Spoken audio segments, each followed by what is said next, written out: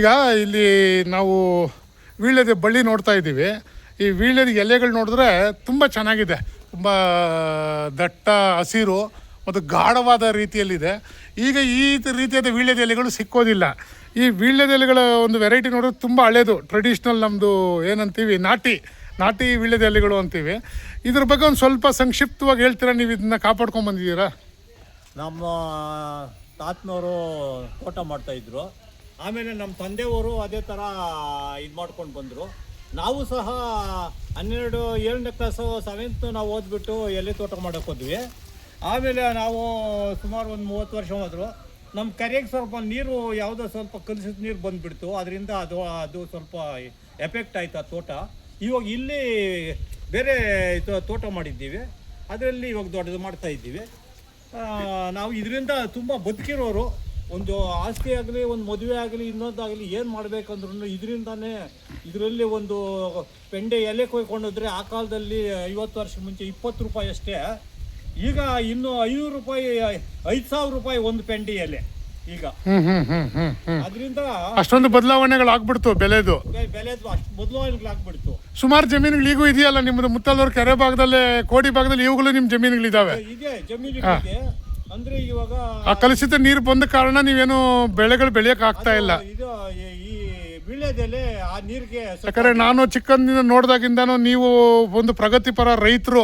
ನಾನು ಚಿಕ್ಕ ಮಗು ಇರೋವಾಗೆ ನೀವು ಟ್ರ್ಯಾಕ್ಟರ್ ಇಟ್ಕೊಂಡು ಫರ್ಗೂಸನ್ ಟ್ರ್ಯಾಕ್ಟರ್ಗೆ ಓಡಿಸ್ಕೊಂಡು ಉತ್ಕೊಂಡು ಎಲ್ಲ ಮಾಡ್ತಾ ಇದ್ರಿ. ಇವತ್ತು ನಿಮ್ಮ ತೋಟಗಳೆಲ್ಲ ಟ್ರ್ಯಾಕ್ಟರ್ ಇದೆ ನಮ್ದು ಸ್ವರಾಜ್. ಈಗ ಇಲ್ಲೇ ಇದೆ ನೋಡಿ, ಅಲ್ಲಿ ಕಾಣಿಸ್ತಾ ಇದೆ. ಈಗೂ ನೀವು ರೇಷ್ಮೆ ಬೆಲೆ ಬೆಳಿತೀರಾ, ವೀಳ್ಯದೆಲೆ ನೋಡಿ ಕಾಪಾಡ್ಕೊಂಡು. ಇದೆಷ್ಟು ಸುಮಾರು ಒಂದು 150 ವರ್ಷ ಇರ್ಬೋದಾ? ಇದು ನಮ್ಮ ಮುತ್ತಾತನವ್ರ ಕಾಲದಲ್ಲಿ ಇದ್ದಿದ್ದು ಎಲೆಗಳು. ಬೆಳಿಬೇಕು ಅಂತ ಬೆಳೆಯೋಗ್ ಬಿಟ್ರೆ ದೇವಲೋಕಕ್ಕೆ ಹೋಗೋ ಬೆಳೆ ಇದು. ಹೌದು, ಅದೇ ನೋಡ್ತಾ ಇದ್ದೀನಿ. ಅದು ನೋಡಿ, ಇದರಲ್ಲಿ ಏನೋ ನಮ್ಮ ಪಾರಿಜಾತ ಗಿಡದಲ್ಲಿ ಬೆಳ್ಕೊಂಡ್ ಮೇಲೆ ಹತ್ತಾ ಇದೆ. ಗೌರಿ ರಥ, ಗಜಗೌರಿ ರಥ ಅಂತ ಪಾಂಡವ್ರು ಮಾಡಿದ್ರು. ಆ ಪಾಂಡವ್ರು ಗಜಗೌರಿ ರಥ ಮಾಡಿದಾಗ ಇವರು ಈ ಕೌರವ್ರು ಏನ್ ಮಾಡಿದ್ರು, ಕೃತಕವಾಗಿ ನಾವು ಇದ್ ಮಾಡ್ತೀವಿ ಅಂದ್ರು. ಅವಾಗ ಅರ್ಜುನ ಇವ್ರೇನ್ ಮಾಡಿದ್ರು, ನಾನು ಇದುವಾಗಿ ತರ್ತೀನಿ, ನಾನು ದೇವಲೋಕದಿಂದನೇ ತರ್ತೀನಿ ಅಂತ ಅವರು ಪಾಂಡವರು ತಂದಿದ್ದು.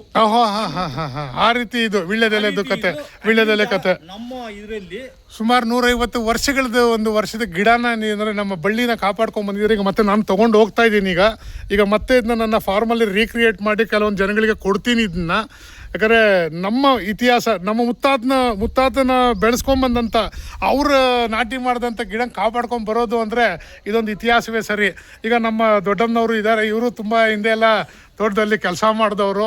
ಇವರೆಲ್ಲ ಅಡಿಕೆ ತೋಟಗಳು ಎಲ್ಲ ಎಲೆ ತೋಟಗಳು ಮಾಡಿದವರು. ಈಗ ನೋಡಿ ಇವರು ಮನೆ ಎಷ್ಟು ಸುಂದರವಾಗಿ ಮಾಡ್ಕೊಂಡಿದ್ದಾರೆ.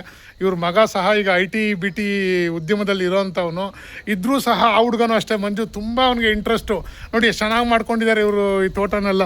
ಇಲ್ಲಿ ನೋಡಿ, ನಾನು ನಿಮ್ಗೆ ಹೇಳಿದೆ, ಮತ್ತೆ ತೋರಿಸಿದ್ದು ಬೆಂಗಳೂರು ನಗರ ವಿಧಾನಸೌಧದಿಂದ ತುಂಬ ಹತ್ತಿರದಲ್ಲಿರುವಂಥ ಒಂದು ಸುಮಾರು 25-26 ಕಿಲೋಮೀಟ್ರ್ ದೂರ ಅಷ್ಟೇ, ಇನ್ನು ದೂರ ಇಲ್ಲ. ಇಲ್ಲೇ ಕೆಳಗಡೆ ನಂದು ತೋಟ ಇದೆ. ಈಗ ನೋಡಿ, ಇಲ್ಲಿ ಇವ್ರು ಏನೇನು ಬೆಳೀತಾರೆ ಅಂತ ಎಲ್ಲ ತೋರಿಸ್ಬಿಡ್ತೀನಿ. ಇಲ್ಲಿ ತೆಂಗಿನ ತೋಟಗಳಿದ್ದಾವೆ. ತುಂಬ ಜನ ಅಂತಾರೆ, ಇದು ಬರೀ ಮಲೆನಾಡು ಕಡೆನೇ ಸಿಗೋದು ಅಂತ. ಆ ಥರ ಏನಿಲ್ಲ, ಎಲ್ಲಿ ಇಂಟ್ರೆಸ್ಟ್ ಇದ್ದರೆ ಅಲ್ಲಿ ಮಾಡ್ಬೋದು. ಇದು ರೇಷ್ಮೆ ಬೆಳೆ. ಇದಕ್ಕೆ ನೋಡಿ ಏನೇನು ಹಾಕಿದ್ದಾರೆ, ಈ ಬಯೋ ಕಾಂಪೋಸ್ಟ್ ಥರ. ಅವ್ರೇನು ಅಡಿಕೆ ಇದೆಲ್ಲ ಇದು ಸುಲಿದಿದ್ದಾರೆ, ಅದನ್ನೆಲ್ಲ ತೋಟಕ್ಕೆ ಹಾಕಿದ್ದಾರೆ, ಡ್ರಿಪ್ ಇರಿಗೇಷನ್ ಮಾಡಿದ್ದಾರೆ. ಎಷ್ಟು ಸುಂದರವಾಗಿದೆ ನೋಡಿ ಎನ್ವೈರ್ಮೆಂಟು. ಈಗ ಯಾರನ್ನು ನಂಬ್ತೀರಾ ನೀವು? ಬೆಂಗಳೂರಿಗೆ ಸುಮಾರು 1 ಗಂಟೆ ದೂರದಲ್ಲೇ ಇರೋದು ನಗರದಕ್ಕೆ. ಎಲೆಕ್ಟ್ರಾನಿಕ್ ಸಿಟಿಯಿಂದ ಸುಮಾರು ಒಂದು 15 ನಿಮಿಷ.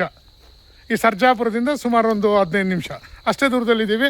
ಇನ್ನೊಂದು ದಿನ ನಮ್ಮ ತೋಟವನ್ನು ಸಹ ತೋರಿಸ್ತೇನೆ ನಾನು. ಇವತ್ತು ನನ್ನ ಜೊತೆಲೆಲ್ಲ ಜೊತೆಗೂಡಿದಂಥವ್ರು ಎಲ್ಲರಿಗೂ, ಸ್ನೇಹಿತರಿಗೆ ನನ್ನ ಧನ್ಯವಾದಗಳು. ಈಗ ಮತ್ತೆ ಸಸ್ಟೈನಬಲ್ ವಿಚಾರವಾಗಿ ಬರೋಣ. ಸ್ವಸ್ತಿರ ನೀತಿ. ಇಲ್ಲಿ ನೋಡಿ, ಏನು ವೇಸ್ಟೇಜ್ ಆಗ್ತಾಯಿಲ್ಲ. ಎಲ್ಲ ಯಾವ ರೀತಿಯಾಗಿ ಕೊಟ್ಟಿಗೆ ಗೊಬ್ಬರ. ಇಲ್ಲಿ ಹಸು ಕಟ್ಕೊಂಡಿದ್ದಾರೆ, ಹಸು ಮೇಯಿಸ್ತಾರೆ, ಹಾಲು ಡೈರಿಗೆ ಹೋಗುತ್ತೆ, ಅದರಲ್ಲಿ ಬರೋ ಗೊಬ್ಬರ ಇಲ್ಲೇ ಯೂಸ್ ಮಾಡ್ತೀವಿ. ಇಲ್ಲಿ ಏನು ಎಲೆಗಳು ಬೀಳ್ತವೆ ಮತ್ತೆ ಅದನ್ನೇ ನಾವು ಜಮೀನಿಗೆ ಹಾಕ್ತೀವಿ, ಒಂದು ಆರ್ಗ್ಯಾನಿಕ್ ರೀತಿಯಲ್ಲಿ. ಇದು ಆರ್ಗ್ಯಾನಿಕ್ ರೀತಿಯಲ್ಲಿ ಬೆಳೆಯುವಂಥದ್ದು. ನೋಡಿ, ಇಲ್ಲಿ ಯಾವುದೇ ಕೆಮಿಕಲ್ ಯೂಸೇಜ್ ಇಲ್ಲ. ಇಲ್ಲಿ ನೋಡಿ, ಇಲ್ಲೇ ಮೆಣಸಿನ್ಕಾಯಿ ಇಲ್ಲೇ ಬೆಳ್ಕೊತೀವಿ, ನಮ್ಮ ಪುದೀನ ಬೇಕು ಇಲ್ಲೇ ಬೆಳ್ಕೊತೀವಿ, ಎಲ್ಲ ಇಲ್ಲೇ, ತುಳಸಿಯಿಂದ ಎಲ್ಲ ವಸ್ತುಗಳು ಇಲ್ಲೇ ಇದ್ದಾವೆ. ನೋಡಿ, ಇವರು ಮೊಮ್ಮಗ ನೋಡಿ ಎಷ್ಟು ಖುಷಿಯಾಗಿದ್ದಾನೆ ಅವನು. ಈ ರೀತಿಯಾಗಿ ಒಂದು ಆರ್ಗ್ಯಾನಿಕ್ ಇದರಲ್ಲಿ ಬೆಳೀತಾ ಇದ್ದಾನೆ. ಬನ್ನಿ, ಇಲ್ಲಿ ನೋಡಿ, ಮರದಲ್ಲಿ ಮನೇಲಿ ನೀರು ಕಾಯಿಸ್ಕೋಬೇಕು. ಈಗ ಇಲ್ಲಿ ಏನೋ ಒಂದು ತೆಂಗಿನ ಇದ್ರದ್ದು ತೆಂಗಿನಕಾಯಿ ಸುಲಿದಿದ್ದು ವೇಸ್ಟ್ ಬರೋದು, ಮತ್ತು ಇಲ್ಲಿ ಏನು ವೇಸ್ಟ್ ಬೀಳುತ್ತೆ ಇಲ್ಲೆಲ್ಲ ತೊಗೊಂಬಂದು ಅದರಲ್ಲೇ ನೀರು ಕಾಯಿಸ್ಕೊತಾರೆ. ಆಮೇಲೆ ನೋಡಿ ಇಲ್ಲಿ ಪರಂಗಿ ಬೆಳೆದಿದ್ದಾರೆ, ಅವ್ರಿಗೆ ಏನು ಬೇಕೋ ಫ್ರೂಟ್ಸ್ನ ಬೆಳ್ಕೊತಾ ಇದ್ದಾರೆ. ಇಲ್ಲಿ ನೋಡಿ ಇಲ್ಲಿ ಸಪೋಟ ಬೆಳೆದಿದ್ದಾರೆ, ಇಲ್ಲಿ ನೋಡಿ ಈ ಸಪೋಟ ಯಾವ ರೀತಿ ಇದೆ ನೋಡಿ, ಎಷ್ಟಿದೆ ನೋಡಿ. ನೋಡಿ ಈ ರೀತಿ ಜೀವನ ಇದು ನಿಮಗೆ. ನೋಡಿ ಇಲ್ಲೆಲ್ಲ ಕಸನ ಯಾವ ರೀತಿ ನಾವು ವೇಸ್ಟಾಗಿ ಬಿಸಾಕ್ತೀವಿ, ಇವ್ರು ಯಾವ ರೀತಿಯಾಗಿ ಅದನ್ನೆಲ್ಲ ಕ್ರೋಢೀಕರಿಸಿ ಮತ್ತೆ ಅದನ್ನ ಕಾಂಪೋಸ್ಟಿಂಗ್ ಮಾಡಿ ಜಮೀನಿಗೆ ಹಾಕ್ತಾರೆ. ನೋಡಿ ಕಬ್ಬು ಬೆಳ್ಕೊಂಡಿದ್ದಾರೆ, ಇಲ್ಲಿ ಕಬ್ಬು ಬೆಳೆದಿದ್ದಾರೆ, ಪಪ್ಪಾಯ ಇದೆ. ಈ ರೀತಿಯಾದ ಜೀವನ, ಈ ಜೀವನಕ್ಕೆ ಎಲ್ಲರಿಗೂ ಇಷ್ಟ ಇದೆ ಬರೋದಕ್ಕೆ. ಆದರೆ ಯಾವ ರೀತಿ ಬರೋದು ಅನ್ನೋದೇ ಚಾಲೆಂಜ್ ಆಗಿದೆ. ಮತ್ತೆ ಜೋಡಿ ಆಗೋಣ. ಧನ್ಯವಾದಗಳು.